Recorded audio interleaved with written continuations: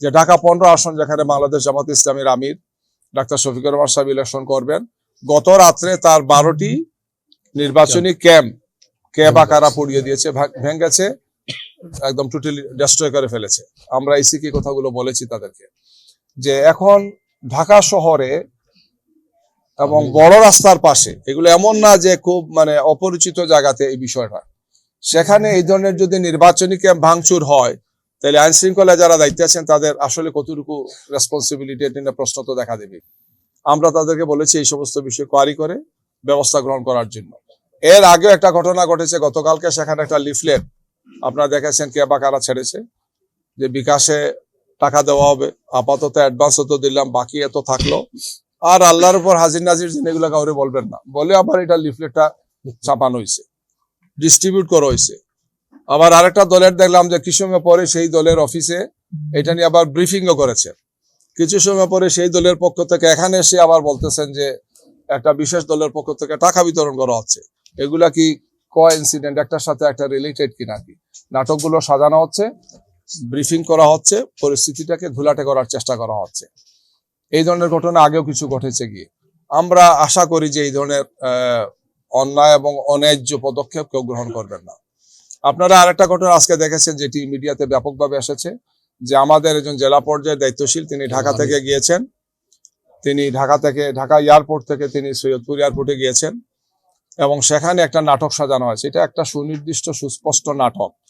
তিনি যখন ঢাকা এয়ারপোর্ট থেকে অর্থাৎ শাহজালাল বিমানবন্দরের অভ্যন্তরীণ টার্মিনালে যান, তখন তার সাথে সেখানে কর্তব্যরত অফিসাররা দেখেছেন তার সাথে যে ব্যাগ ছিল, সেখানে তার সাথে টাকা ছিল। যেহেতু এখন ব্যাংক বন্ধ, সবকিছু বন্ধ, একজন তার ব্যবসার কাজে তিনি যেতেই পারেন, নিতেই পারেন, আভ্যন্তরীণ ভাবে এটা কোনো ধরনের কোনো অসুবিধা নাই, আইনে কোনো ব্যত্যয় নাই।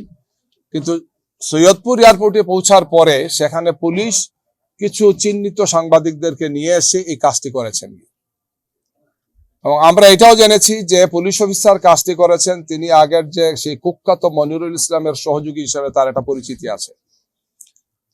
তো একজন বয়স্ক ব্যক্তি, একজন শিক্ষক, একজন দায়িত্বশীল ব্যক্তি, একজন অসুস্থ ব্যক্তি, তাকে এই ধরনের নাজেহাল করা হয়েছে, হেনস্থা করা হয়েছে, মেন্টাল টর্চার করা হয়েছে।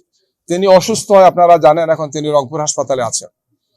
তো এই যে ঘটনাটা যিনি ঘটালেন, আমরা এসিকে বলেছি যে এটা আপনাদের একটা দায়িত্ব আছে, এটা ক্লিয়ার করা উচিত যে আমি কোনো ক্রিমিনাল অফেন্স করলাম না, আমার কাছে কিছু টাকা পাওয়া গেছে, এর ভিত্তিতেই আমাকে আমার সম্মান মর্যাদা আমার দলকে প্রশ্নবোধক করা হচ্ছে।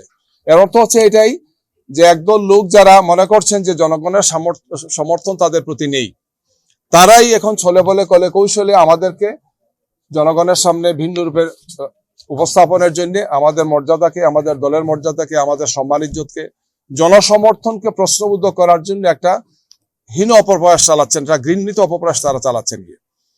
অতীতেও ফেসিবাদ থাকতেই কাজটি করেছেন।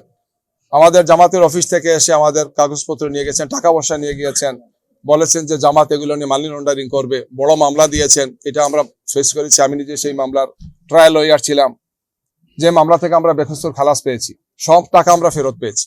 আমরা তো বলেছি যে এটা আমাদের দলের বিষয়। তো এই ধরনের বিষয়গুলোকে তখন করা হয়েছে। আমরা এই সময়টা আশা করি না। ফেসিবাদ বিদায় নিয়েছে, এই সময় এই ধরনের মিথ্যা তথ্যের ভিত্তিতে ব্যক্তিকে বা তার দলকে প্রশ্নবোধক করা, জনগণের সামনে তাদের সম্মান মর্যাদাকে নষ্ট করার যারাই অপপ্রয়াস চালাবেন, জনগণ তাদেরকে রুখে দেবে।